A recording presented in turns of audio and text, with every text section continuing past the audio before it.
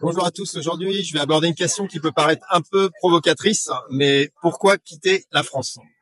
Après, on va parler franchement, on va pas tourner autour du pot. Certains diront, mais pourquoi partir alors qu'on vit dans un des plus beaux pays au monde? C'est une excellente question, mais croyez-moi, il y a de vraies raisons pour envisager de faire ses valises.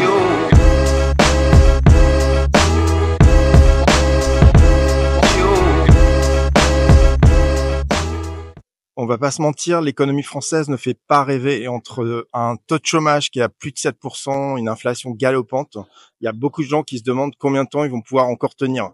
Vous avez sûrement déjà ressenti cette pression, les salaires stagnent pendant que le coût de la vie explose.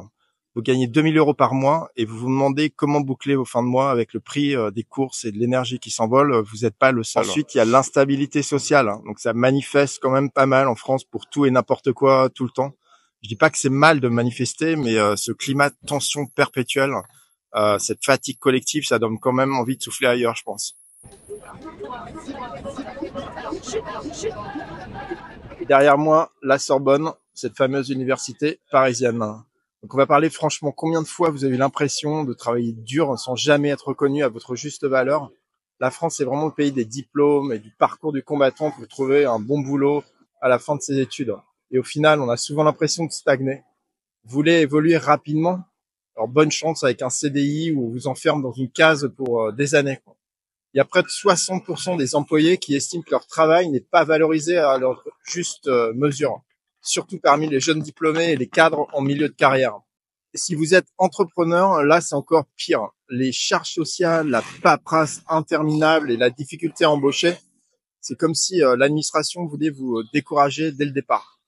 Et sans compter les charges sociales qui peuvent parfois représenter jusqu'à 50% des bénéfices.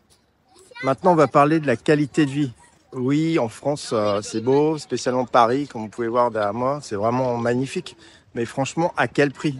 Est-ce que vous avez déjà regardé ce qu'offrent des villes comme Singapour, Hong Kong ou même en Europe, Lisbonne? Il y a vraiment un cadre de vie plus sain, moins de stress et des opportunités pour ceux qui veulent vraiment tenter l'aventure. L'idée de partir, c'est pas de renier la France, mais de se donner de nouvelles chances pour s'épanouir personnellement et professionnellement.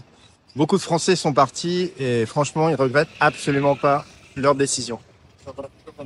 Soyons honnêtes, l'impôt en France, ça pique. Entre l'impôt sur le revenu, la TVA, les cotisations sociales et j'en passe, on finit souvent par se demander pour qui on travaille vraiment. Certains pays comme Singapour ou Hong Kong offrent des fiscalités bien plus attractives. Vous gagnez plus, vous payez moins et surtout, vous êtes encouragé à investir et à entreprendre. Si on prend un exemple concret, un revenu de 100 000 € annuel en France implique en moyenne un prélèvement fiscal global de 45% environ. À Singapour, le même revenu est taxé à seulement 15% maximum. Les entrepreneurs sont également encouragés grâce à des taux d'imposition réduits pour les entreprises. Un autre sujet qui inquiète de plus en plus les Français, c'est l'insécurité. En 2024, les statistiques montrent une augmentation des crimes et délits en France, notamment les violences urbaines et les cambriolages. Selon les derniers chiffres, le nombre de faits de violence a augmenté de 5% cette année par rapport à l'année dernière. Et ça touche non seulement Paris, mais toutes les grandes villes françaises. Malheureusement, ça devient une préoccupation majeure pour beaucoup de familles et d'entrepreneurs. Cette insécurité permanente pousse de plus en plus de Français à réfléchir à une vie ailleurs, dans des endroits perçus comme plus sûrs. Par exemple, des villes comme Hong Kong, Singapour ou même Tokyo sont régulièrement classées parmi les plus sûres au monde, où les actes de violence et les délits sont vraiment très rares. La tranquillité d'esprit, surtout quand on a une famille, devient un critère de plus en plus important. Alors, est-ce que je dis que tout le monde doit quitter la France? Non, bien sûr que non.